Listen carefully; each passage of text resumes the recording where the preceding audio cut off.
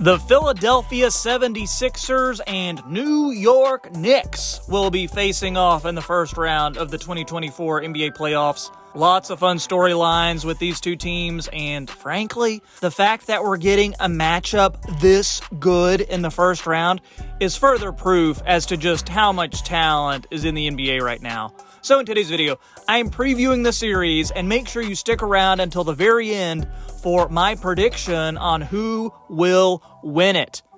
Thanks for checking out the channel today, guys. My name is Troy. Welcome to the Half Court Report. Do me a solid, click that like button and hit subscribe so you never miss another NBA video coming at you with some of the hottest basketball content that you are going to find on YouTube. Guys, this matchup is much more than the Jericho Sims Mo Bamba face-off that we've all been waiting for, okay? But all jokes aside, the Sixers beating the Miami Heat in the play-in game gave Philly this number 7 seed and set up a showdown with the number 2 seed Knicks. And I couldn't believe this, but check out this stat. The last time the Knicks and Sixers played each other in the postseason was in 1989. That's when New York swept the first round series, and Charles Oakley probably bloodied a few noses. But in terms of more recent history, the Sixers and Knicks, of course, played 4 times during this NBA season, and the Knicks won their first meeting with the Sixers in that series. They beat them on January 5th in Philly. In that game, they had their big three of Jalen Brunson, OG Anunoby, and Julius Randle, but they were without Mitchell Robinson, and they had not yet traded for Bojan Bogdanovic or increased Deuce McBride's role to what it is now. The Knicks also topped the Sixers on February 22nd in Philly, and that was a game where they didn't have Anunoby and Philly didn't have Joel Embiid. The Sixers and Knicks split the final 2 regular season games, with Philly, again without Embiid, beating an undermanned Knicks squad on March 10th at the Garden, and then New York, they beat the Sixers 2 days later with a 106-79 win. So add all that up, and the Knicks won the season series 3-1, and each of their wins was by at least 14 points. So if the Sixers want to pull out a victory, they will need to match the Knicks' physical play, tough defense, and discipline. The big story, I think, is going to be the injuries for the guys playing and the injuries keeping guys from playing.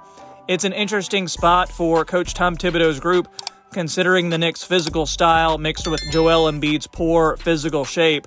And what I mean by that is just watch him. He was hanging out around the three-point line for much of the game against Miami, and the stats back this up. Since his return from injury, he is averaging almost 5.5 three-point attempts per game. And that is up from the 3.5 attempts that he had in January and the under 3 attempts that he had in December. So Embiid, he's playing farther away from the hoop, and that is definitely impacting Philly's play and their game plan. As with most competitive series, this one will come down to the margins and the slightest final adjustment to give one team the edge.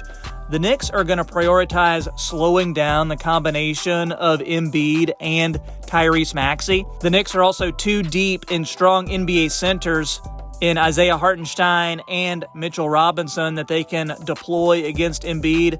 The Knicks will also rely on what they hope to be solid play from Dante DiVincenzo, Josh Hart, and their other connective pieces. I would expect OG Anunoby to be used situationally against Philly's 2 stars. In his 2 matchups with the Sixers, he played free safety off Tobias Harris without issue, and the Knicks will likely open games up this way and adjust accordingly. Anunoby will look to wreak havoc off ball and be a key helper onto Embiid down low, and New York can trust others to rotate behind him to try and shut down those open looks.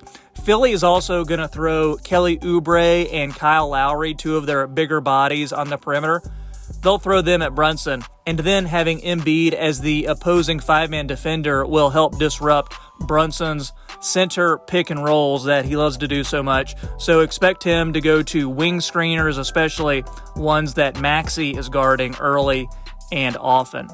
Brunson will need to create under pressure as the Sixers prefer other Knicks to beat them, making pocket passes to the short roll and effectively being able to dribble past the blitz man to find someone on the weak side throughout the series is going to be crucial. The biggest X factor, though, may be OG, who many once hoped would be a future Kawhi Leonard or at the very least a 20-point-per-game scorer. Now, he showed flashes of that in Toronto and New York, but I think he will need to contribute more than just 12 to 15 points per game if the Knicks want to do well in this series. We'll also likely see these two teams engage in what is called target basketball, meaning Philly will attack Brunson every trip down, and New York will attack Maxey in turn.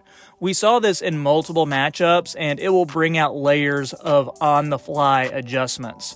Brunson will call for screens from Maxey's man to attack him in pick-and-roll coverage. Philly then will counter with multiple different defenses. They'll try to switch Maxey on the back line prior to the screen, and even blitz Brunson as soon as he crosses half court. The Sixers will attack Brunson by doing the same thing with his man on Maxey pick and rolls. Then they'll send Embiid to screen for Brunson's man and run him off multiple screens in set plays.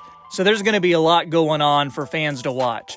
Now, how these teams fare in grinding out tough buckets in crunch time will ultimately decide the series, I think. Philly has the 8th best net rating in the final 3 minutes of a 5-point game this season, and New York was just 14th on the year, and they were even worse after Julius Randle's injury. So who do I have winning? Well, I am so glad you asked, because I think the Embiid injury caused the Sixers to be underseeded and an extremely dangerous 7 seed. Now, if Jalen Brunson is able to average like 40 points a game in this series, then it's another story and all bets are off. But based on what we know right now, I have the Sixers winning this series in 7 games. Regardless, though, it's going to be a really fun matchup, and 7 games is not going to be enough. I wish we could go 50 games. It's going to be a lot of fun.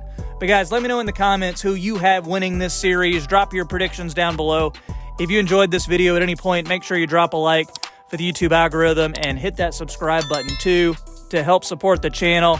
Check out the other videos that I've been doing recently. I am previewing every single first round series, so make sure you binge those. Let me know what you think, and I will catch you next time on the Half Court Report.